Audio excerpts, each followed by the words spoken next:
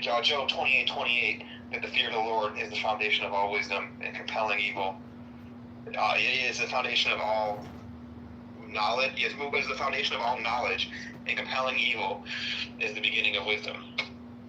Compelling evil is wisdom. Understanding, fearing the Lord is the foundation of knowledge, and compelling evil is wisdom. Is the quote, Job 28:28, and it's also it's kind of echoed a little bit, I believe, in one of the Proverbs, and in the Mishnah Torah, Rambam, he also says that the belief in the divine creator is the foundation of all wisdom. So basically, Ayn Rand's a fucking idiot, and she based hard work on a serial killer. Did you know that? What are your thoughts on that? The ideal man is a serial killer. Well, all I can say is I've read. All you say on that. Here, let's look this up. 1 second. You just keep talking. I'll look this up. All I can say is I read her book. Which one?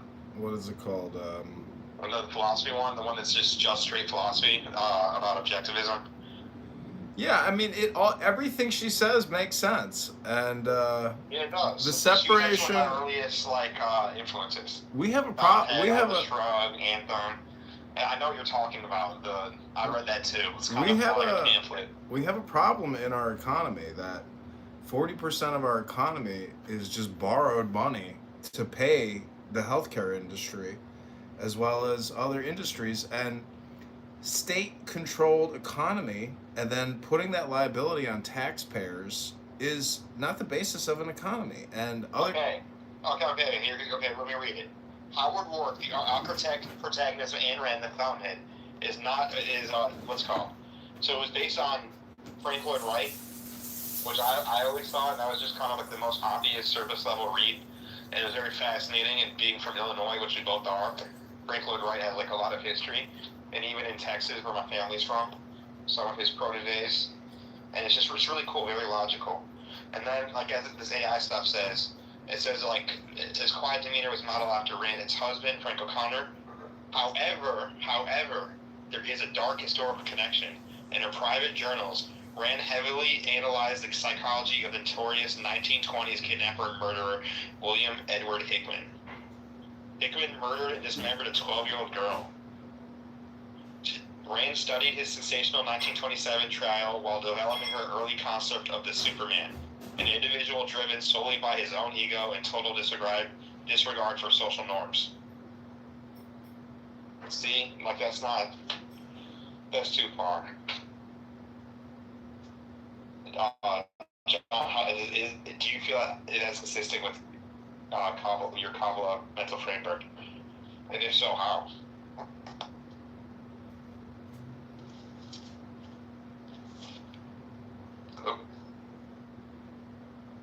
Oh.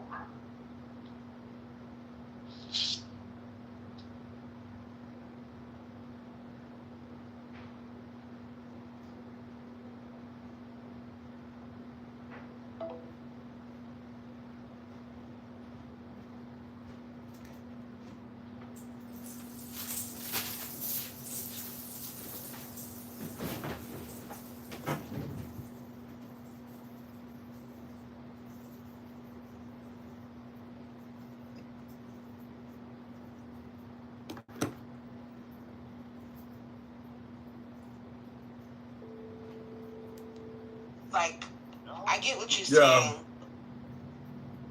Can you hear me?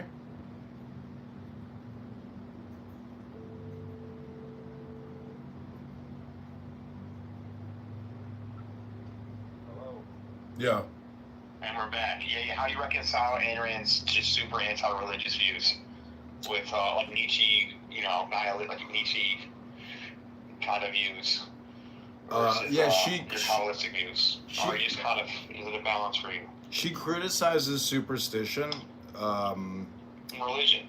Well, she talks about rationalization, and what's funny is in Kabbalah, the emperor is the rational. So she's trying to point out the irrational behavior, because if you wanted to, you could use religion.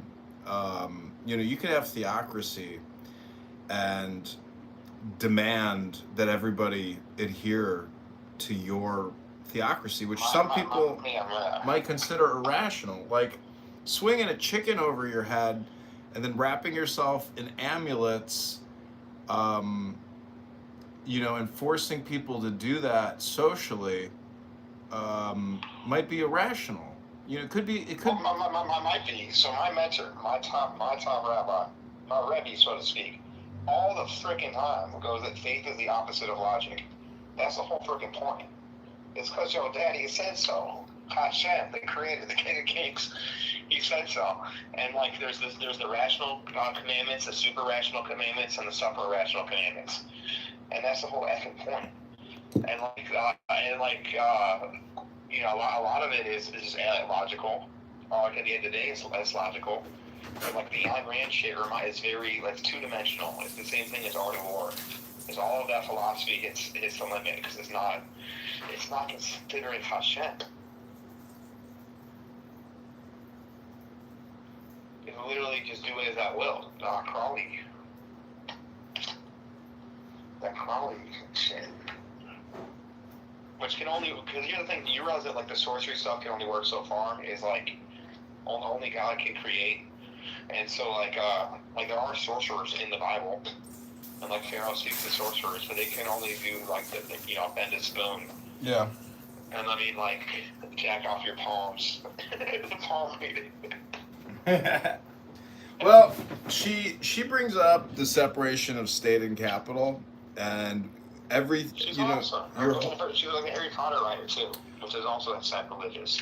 Well, what I'm saying is we're constantly told that we are a country that has a separation of church and state, but we are not told that we do not have a separation of state and economy, and capitalism creates abundance.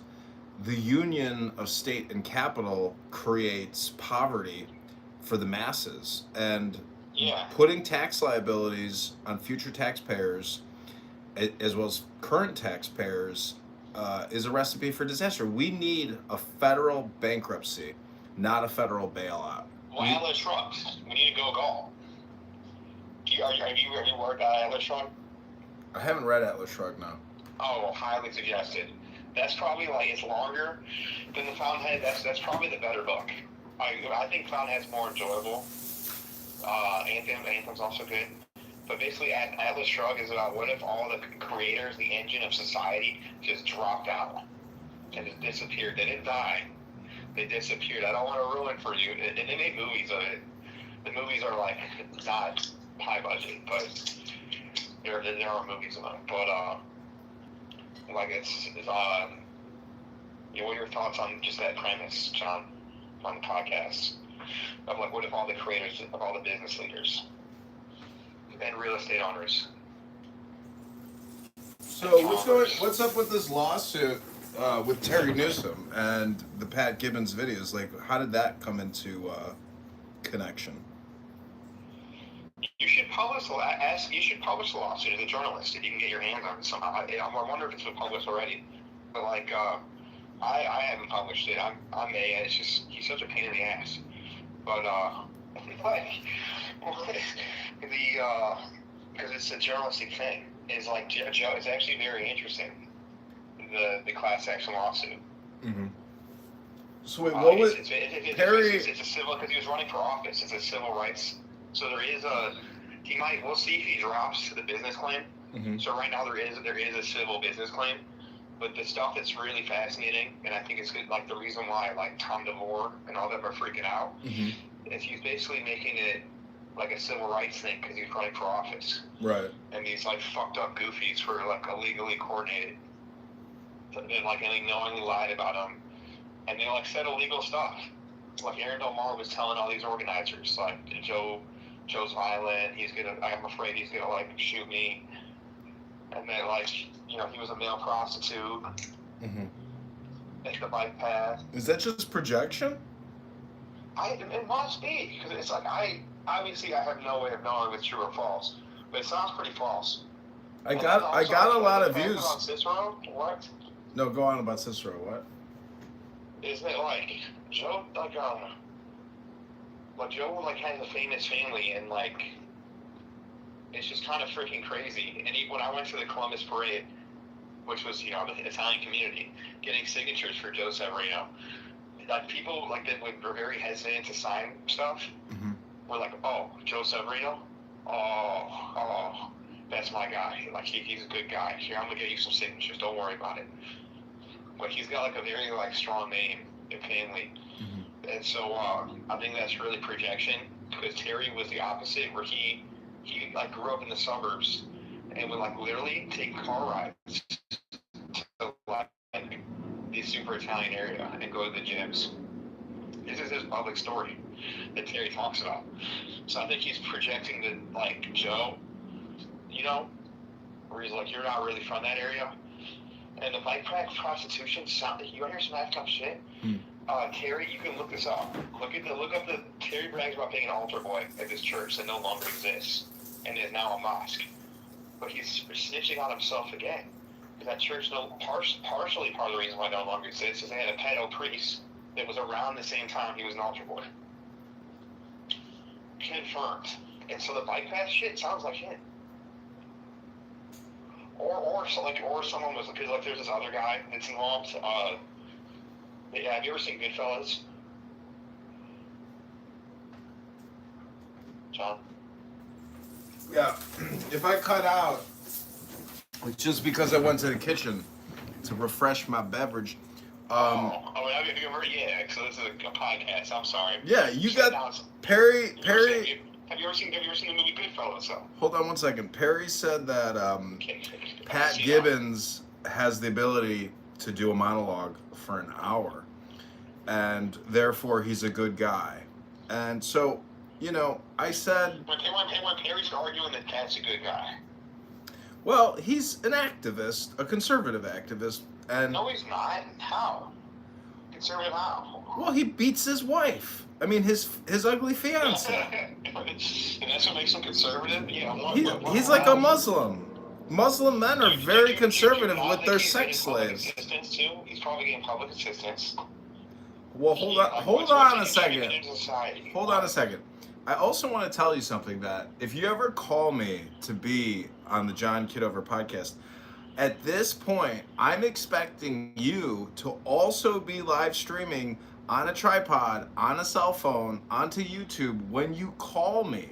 Because just having my phones as the one recording platform, it's pretty unprofessional for you, a journalist with a big media network. I agree, but this is probably a conversation for after. This is not a conversation for after any show. This is the conversation. And the fact that you're not filming it shows me that you're not serious about what you're actually doing. I think you're unprofessional, and you lack the technology or the intelligence to simply click a button. Just click a button. Really do. It's not, I saw you do, listen, you did great at the John Kitover Band audition at Shenanigans. You did great. You and the John Kitover Band crushed it with Queen, with the Bohemian Rhapsody. And it's amazing how a minion just forms naturally. A minion is 100%, like... but you need the $5 stand. I agree. Like, you're not wrong. You're not wrong. Yeah, I don't know. See, I don't know why you're going to waste your time, because you're not wasting my time. The thing is, I need someone to participate in the way that I'm participating, because I think that what I'm doing would amplify what you're doing, which is being the problem. Because when Pat Gibbons on his... No, but if you're radioactive, sometimes you gotta stay in the Yucca Mountains. Like, that's the question. Is that we have some radioactive info in every direction. Mm-hmm. And the election's coming up. So that's a real problem that I even struggle with, is just me opening my effing mouth, having an opinion on anything. See, this is the thing about a podcast of just two guys chatting on a microphone, is that if somebody says something off cuff on a podcast, guess what? It's a podcast. And so there's no liability, there's no defamation. Can we talk about my podcast and my startup then? Well, let's talk about my new startup, CougarDating.com. Do you want it? What? Well, no, but I did launch a cougar dating app and a cougar dating website for iOS and Android today with Meta. And I only did it because this Schwartz on Clubhouse was like, I got a good idea. How about a dating app for cougars and good guys? I was like, fuck it, I'll launch it right now. Done. He's like, and people are like, well, I don't know if I want to build that app right now. Maybe that app in the future, I'll dedicate some resources to us. And I was like, bitch, I just did it in 15 minutes for free. Boom, done. Like, so if somebody has a good idea, we can launch it within 10 minutes. Okay, so I support your success, and that's great. But as me personally, I'm not going to be a part of the cougar dating app because, you know, what? Pound for pound, do you know pound for pound, cats, especially cougars and tigers, are the strongest animal. Cougar can mess you up. But that's awesome. Congratulations. I heard elephants and rhinos. What's the name of this cougar dating app? Well, I want to wait until we announce it on my official Venture Capital channel because we tie everything into Venture Capital Publishing with Jason Calacanis and other billionaire investors. Who's the audience? Because even though I might not hop on, I might know some people. I'm looking for your cougars. Oh, I don't know if you know this, but I had an exclusive news story yesterday. Well, what's that? Rabbi Shmuley Bateach versus Clavicular and Yosei in Israel. I got Wait. Were you with Yossi and I when he was in Chicago? What's his last name? Arrow? Farrell. I Farrell. remember. You want to go if he wasn't in Israel, we were trying to get him on the podcast, but he's in Israel right now. Well, me and Rabbi Shmuley Bateach go way back. And we're best friends. And unfortunately, Yossi Farrow is on Shmuley Bateach's radar for decimation. And yesterday, Clavicular was in Israel talking to Rabbi Shmuley Bateach's daughter. And his daughter, and then get this, there was an IDF soldier flirting with Clavicular saying, I've got the passwords to the IDF TikTok and Instagram. And so she got arrested for possibly being engaged in some type of espionage, sabotage. And it's all because, I'm telling you. That's a smoke screen, that last part. I'm telling you. They were there on a mission to like, you want to break some news? You want to break some news here? You want to break some Run it. News? Take it to the press. No. Take it to the press. Run it.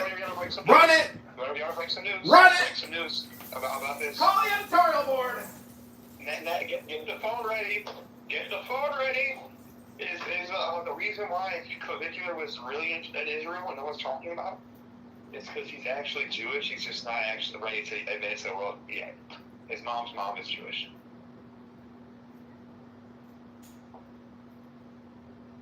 John, is that not breaking news? I guess that broke you, or you went to the kitchen to go cook some food.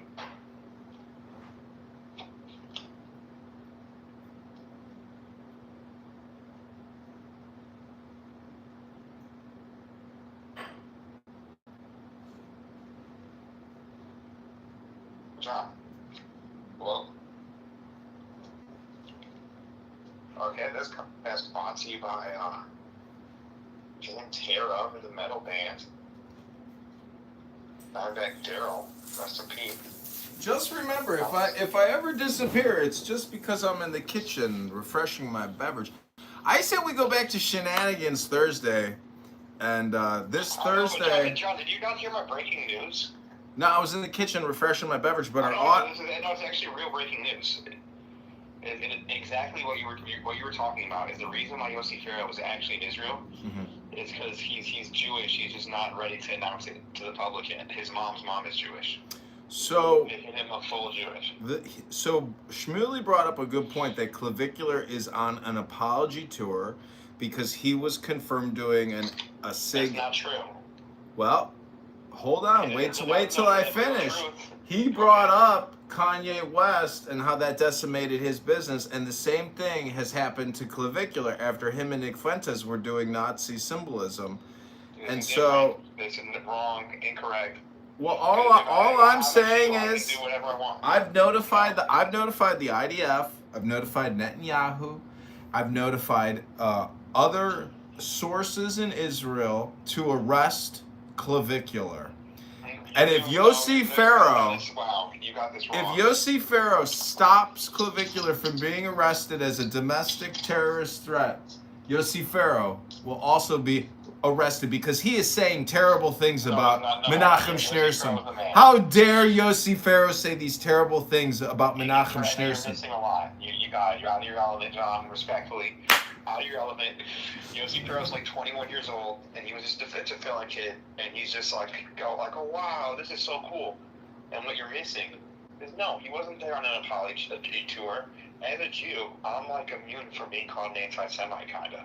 And what Yossi told me face to face, breaking news, is that Caligula is actually Jewish, and that he's just gonna announce it like later, like 3-4 months from now. And so it's actually like a spiritual visit. But then the IDF sent like a honeypot, and he got like freaked out and left early. Well, and the reason why your guy Shmuley, he's just mad at Chabad, and he's been shitting at Chabad because like one Chabad rabbi from Miami said "fuck you" to him. Like, it's like, and I like, it was like someone from like his synagogue is part of the like hotel. Mm-hmm. And Shmuley's like suing Shmuley. Yeah. Like Shmuley's a fucking piece. Like, I mean. Don't say that. Don't you dare. I told you that Shmuley and I go way back. How dare you say that about my friend? How dare you? No, but like, how you say you're holistic? He's going at the Chabad movement like none other, over some just like petty shit. Like a Chabad rabbi's son, not even like the rabbi of the synagogue, the guy's son, goes like, "You're fucked, Shmuley. You're gonna lose the lawsuit," and that's like the only reason why. Like, he just ties everything to Chabad.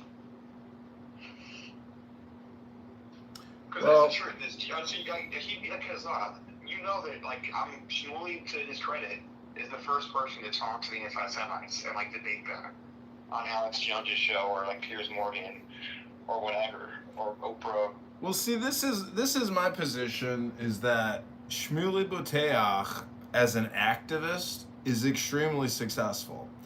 But it's still a very niche audience, and if I can support him in just a little way as opposed to criticizing the man, that's the side that I'm always going to be on, is that I do not want to criticize. I'm Chabad though, so that's why it's like can you please tell me to just like lay the fuck off Chabad? In this, the man is the man's a rabbi. It's his business. Do you follow his Facebook? I'm sure you do.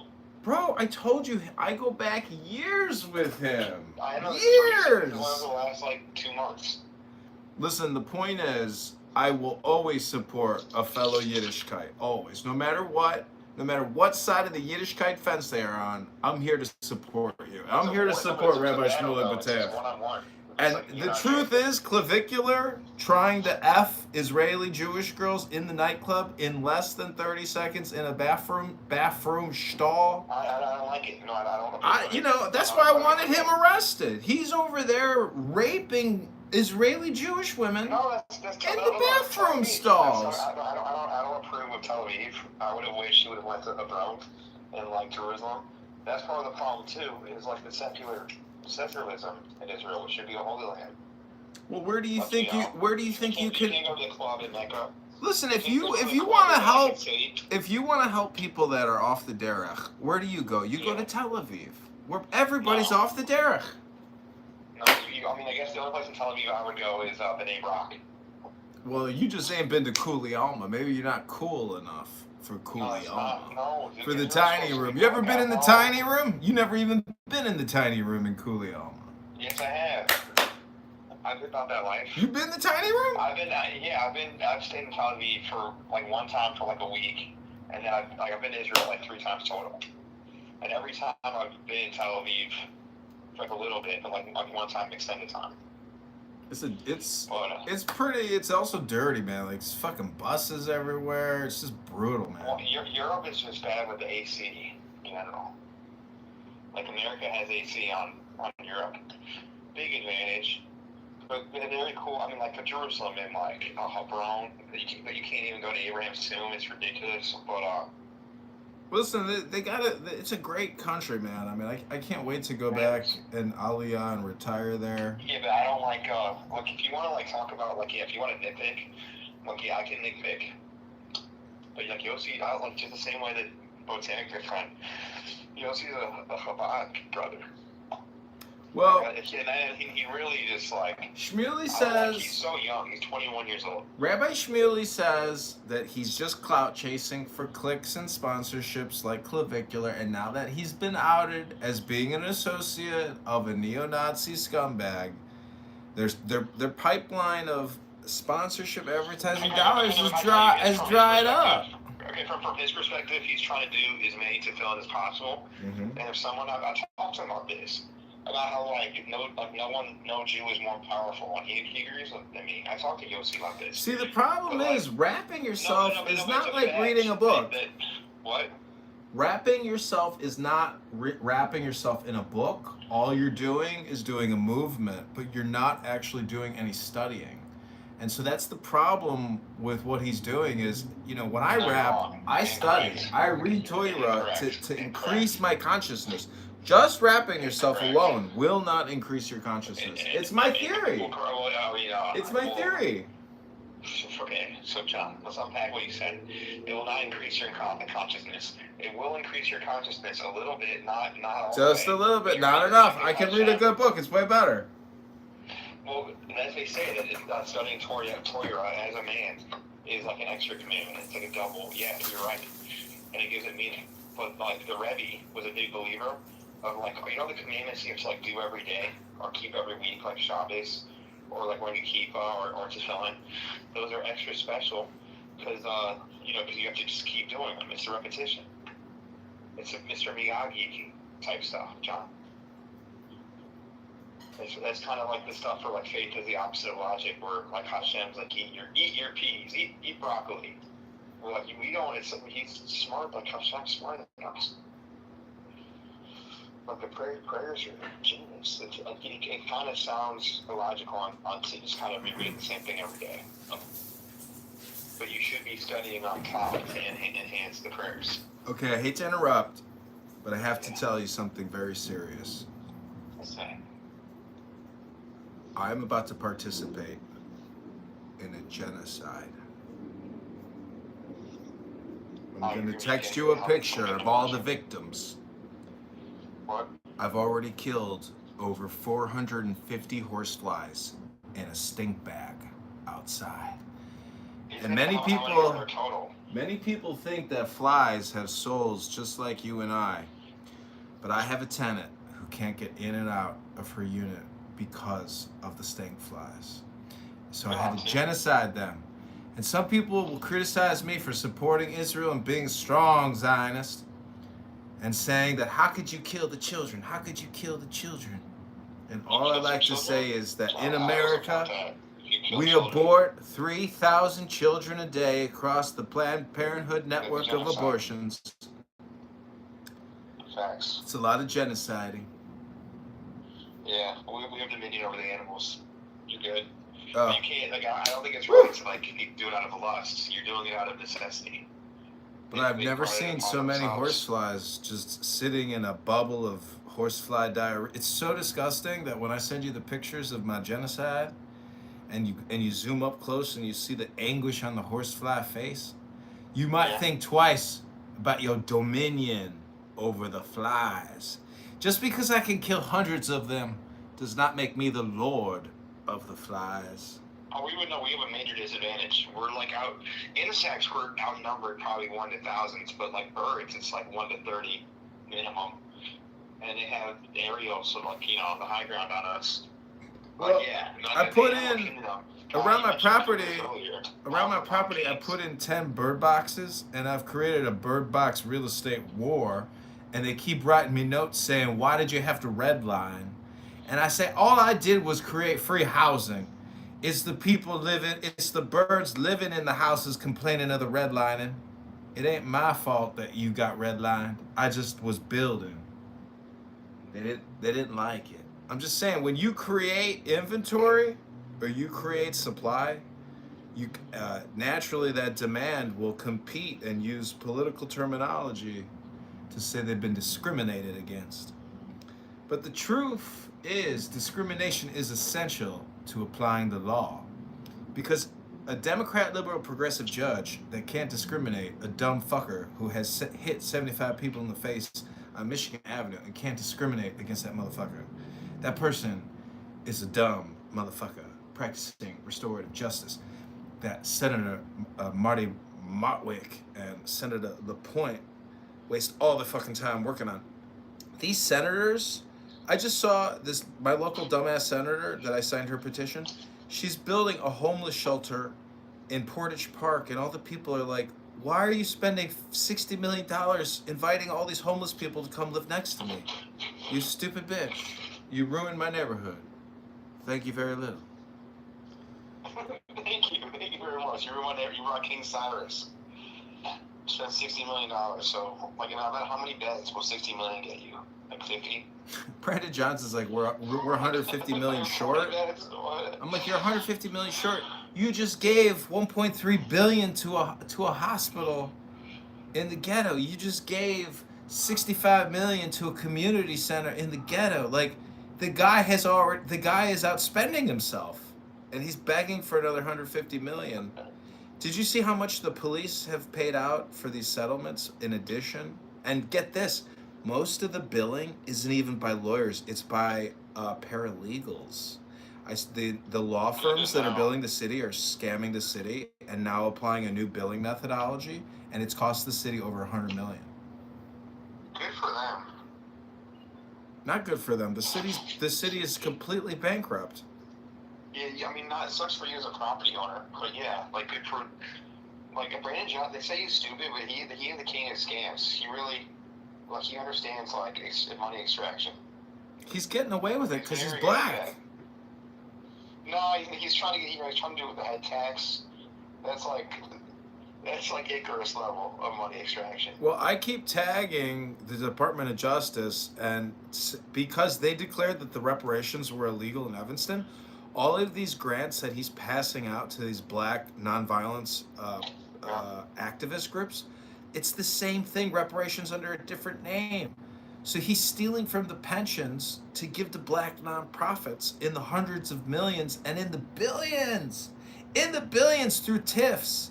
TIFs, have you ever seen what a TIF bill looks like? I looked it up because I worked at Google. I know it's the federal money. Like, they always like, oh, TIF's good. Every freaking election, TIF. The TIF is basically, so after they build the property, they get a credit on their property tax for many, many years. And then the TIF ends.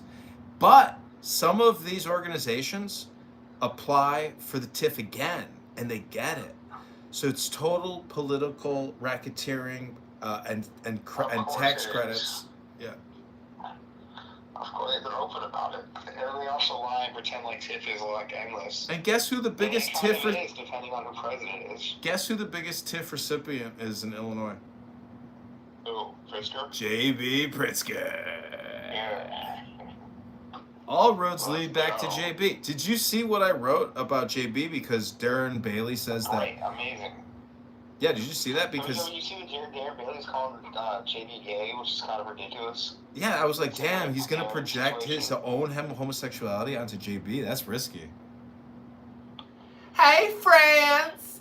Did you see what JB wrote in his yearbook? Drugs on drugged? I was like, you chose a coke dealer rapist to be your lieutenant governor because you're being blackmailed. You remember in 2022 when I was staying at the John Hancock building? You know, even though I wasn't doing much in Chicago, I was probably spending some time at Boys Town. Remember all those LGBTQ boys I had on my campaign? He had at least like three. What's his wife's name again? He had actually three. Two are confirmed gay. One's probably gay, so let's not out him. But like one like had a fucking OnlyFans. He's like, my boyfriend put the OnlyFans on there. And the other was just dating a fucking sex offender. And he's like, oh, I didn't know he was a sex offender. And they all worked for Bailey in 2022. You know what? Does that make sense to you? There's something I've been meaning to tell you that I gotta tell you. Yeah. is that Reverend Mike Flanaflagerator or whatever, who got kicked out of the Catholic Church. Flag. So he was in a photo a couple of weeks ago getting a $20 million check from Tony Preckwinkle for anti-violence reduction. $20 million. So I created a great infographic, and now that he's been kicked out of the archdiocese, I wonder if my infographic was what got him actually kicked. When fact becomes the legend becomes fact, print the legend. Because I don't know if you've seen what it says, but it's pretty risque what I wrote. And it's so risque. I remember it, but that's 100% what did it. That's what I'm thinking. Like, maybe because I reminded people that this guy is an LGBTQ pedo, that pushed it. Like, because you can't say things like that because of libel, slander, defamation, and the laws. You can if you are. What's it called? You're like Johnny. You're like basically Daredevil, or no, not Ghost Rider. You're like the Ghost Rider. Well, the amazing thing is, based on the things that I say, you're the Punisher. Well, I've heard it said if you're a political candidate and you're making outlandish political statements against other people, it's like a liability gray zone where nobody can really sue you because you're a public figure defaming a public figure, and it's really just your opinion. And so the freedom of speech gives us that ability to make defaming statements, so long as it's not like in the way that Severino was coordinated by masked identities. Like, you know how many? Well, you're not allowed to knowingly lie. Like, that's what they're doing. Well, do you know how weird these people are? You know that, what's his name, Jim Flanagan, or whatever the fuck his name is? What? What's that one guy, Jim Lanham? Yeah. Do you know that guy is creating fake accounts to try to get into my profiles? Like, I told him that you're military. He can see. I told him that. I said I'm like, you should read my comments on his shit on the Illinois Record, because I really just go straight for the soul, and I'm just I told him, I'm like, what kind of adult man has like 30 anonymous accounts? I'm like, that's why you're unhappy with your personal life and have never been married. And then he goes like, oh, like John Kitover? And I'm like, no, John has over 100, but that's different. He does it for work. He's military.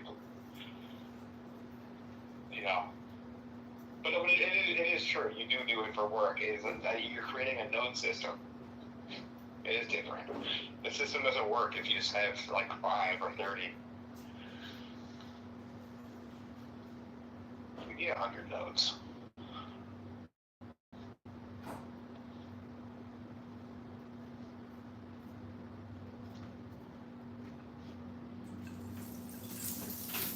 Yo, so the WLS crew, Tommy, and what's her name? Oh, they weren't on Saturday. They were on? Nope. Oh, because in that retraction that WLS put out, you said that you forced them to do that. How is that possible? It's called demand letter, folks. And it's not like a threat. It's literally how the legal system works. It's because they did slander her, and they admitted to it in their response. And they were admitted to in a statement, of course, but also just immediately to the demand letter.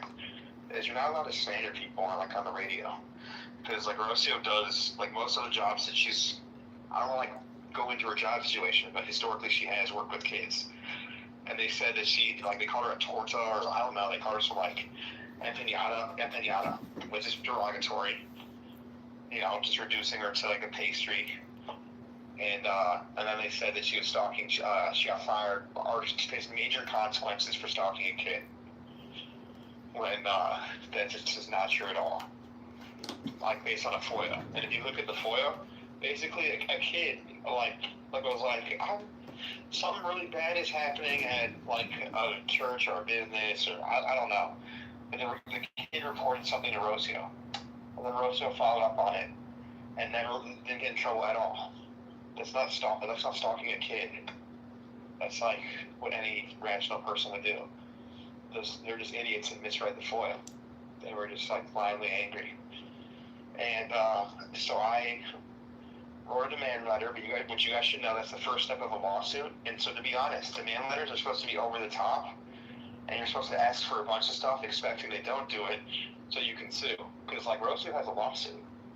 So let's write up a demand letter. And I do think that's the route she's going still. They did those.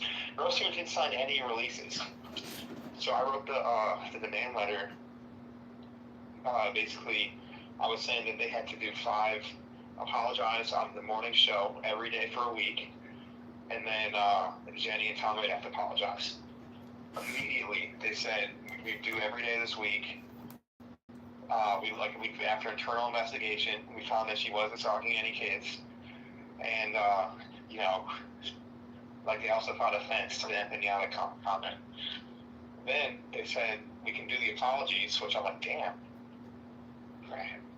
And then they were like, but we can't have Jenny and Tommy apologize on their show because as of June 30th or whatever, July 1st, there's no longer a show. And Rocio, and then went back and forth, and she had Joe Severino kind of negotiate. But you can't carry in New York, right? Because he wanted a higher number. Because to be fair, they didn't satisfy the demand letter. The demand letter included that on the show. Because that Saturday show had a specific audience. That's where the statement was made. We don't go around robbing that's what the senator went on Rocio. And you should have put in that demand letter that you and Rocio and Joe get 1 hour of airtime to rectify what you consider years of defamation and political she needs to go through with a lawsuit. Because I think that's actually, because now we have evidence that they admitted that they said it. Now they're basically saying that they distanced themselves. And so on the demand letter, it wasn't just them, it's Salem and the parent company called Wellstone, Wellwater, I forgot. It's a non-for-profit private equity company. This a Christian Utah company. And then also Jenny and Tommy herself. So I think Rocio can get quite the bag because it's a legitimate case. We were just angry and ignorant. And honestly, she should. She's that really could affect her money making.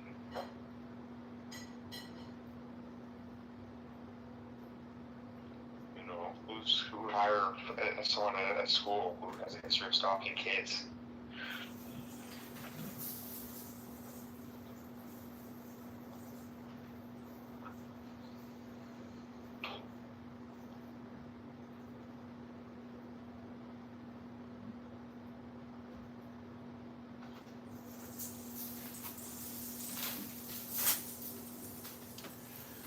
Well, Rabbono Shel Olam, gekachen lichtig in dein Augen, Fushta. Podcast. It's been good. Next time we better have a tripod, or else John's gonna be angry. We don't want to make John angry. It's not a question of being angry. It's a question of if I'm. The point is, if this is his military service, you're a private contractor. That's the legend. That's what you're. Not only are you a private contractor, you're the reason why Father Flagger's under investigation. We're just breaking all sorts of news.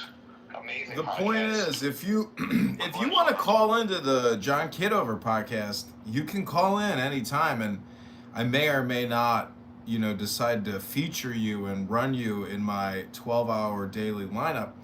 But if you want to fill one slot. Once a week, twice a week, 3 times a week for 30 minutes it's just a calendar event, but it's the same thing with you. BYOT, bring your own tripod, or else. BYOTOE. This is a BYOT podcast. You know what I thought about is if you created a cafe and you just called it the social media cafe, and you just advertise it, market it as being a creative, creator space, it probably would be pretty popular because, it's a little bit I created this company called Selfie Events, and the whole thing was to just throw events. The whole purpose is to come and take selfies with other people, and it never took off. But the fact that you can in LA that you can just copy and bring here. I think they had. I know for a fact. They have fake planes in Nevada. I was talking to my friend who's done. He kind of helps make those like fake videos of like, oh no, you're my long lost twin. That's crazy. Why don't we try to get Rocio? Why don't we try to get Rocio on the podcast? Like the fake military reunions. What? Why don't we get Rocio on the podcast? What? I'm gonna call Rocio and get her on the podcast for at least. She's the next guest. We're done with our thing, but call Rocio, get on the podcast, but make sure she knows.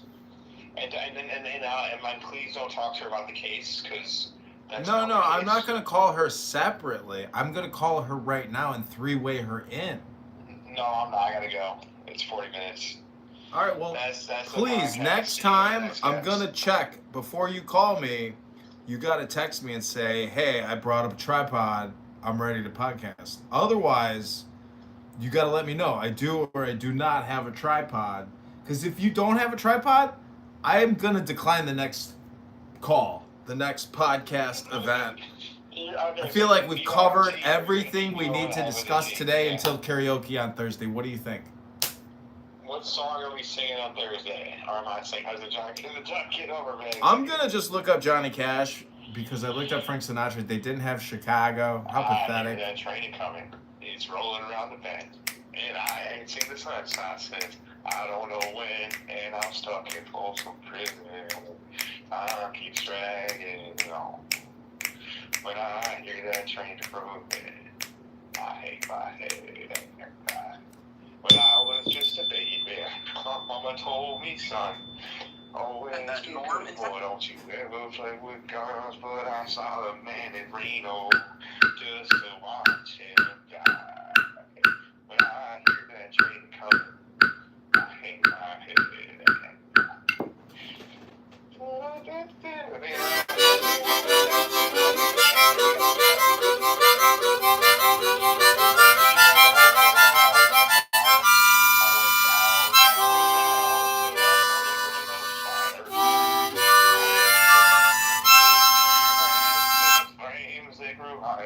Did you ever hear?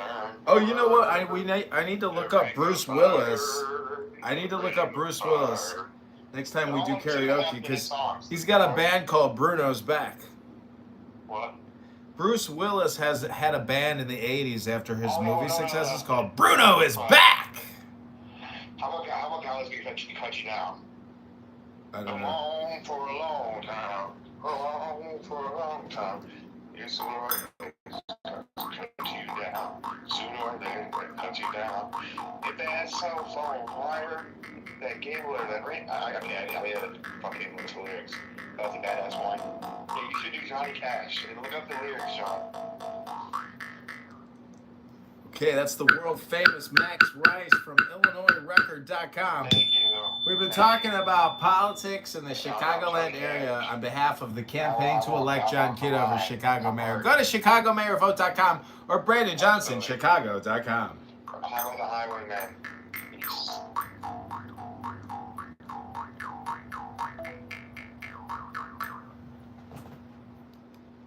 Right now. Okay. Feet has been described. Yo, shut up. I'm reading. All right. Douglas J. Feith is an American lawyer who served as an Undersecretary of Defensive Policy from 2001 in July until August 2005. He is a senior. I'm not done. He's a senior fellow at the Hudson Institute, a conservative think tank, right? And he's been described as an architect of the Iraq War. In the lead up to the war, he played a key role in promoting the false claim that the Saddam Hussein regime had an operational relationship with Al Qaeda. Now let's scroll. Hold on, 1 second. 1 second. Let's scroll a little bit more. Yeah, I don't think. Hold on. Let me. Hello. Can I finish? Can I finish? Hello. Can I finish? Can I finish? All right. Moderators. Yeah. Okay, Feith was born to a Jewish family in Philadelphia, in Pennsylvania. One of 3 children. Hello. Yeah. He is his father was a revisionist So he's not an Zionist. Israeli. Okay. His father was a revisionist Zionist. Right? Let's just look into it. Why is this guy telling America lies that started a whole war that was pointless? Hello? This guy, he is. He's an American Israeli. Israeli lawyer. No, you said he was an American Jew. You didn't say he was Israeli. Read it He again. is. He identifies as an American Israeli. No, Just like Mark Zell does. Yeah, This read is what it I'm again. trying to. Yo. Read the sentence. He's not an Israeli. Yo. Read the Do you not sentence. know? Yo, Norm. Listen, I hate making you Norm. into a liar, Jazzy. Norm. Maybe we Norm. should go back to the Norm. Read it Norm. again. Read the Norm. description where it says Norm. You just said he was an Here. American Jew. Here. It's right here. Now read it again. I'll pull. This is another guy. No, read the same guy. Here we go, Read guys. this- Yo, moderators, y'all gotta mute this guy, or I'm just You done. don't. I don't have were done time. before you started. You go back So 20 years listen, and then you lie. If you read the first sentence here, it says Mark Zell's an American Israeli lawyer. Then you go to his early life, right? You go to his early life. Yo. Come on. Tell us the lie. Yo. These people are identifying as American Israelis regardless of where they were born, right? And then they're lying to the government. This has nothing to do with you. Did you lie to the government? Maybe you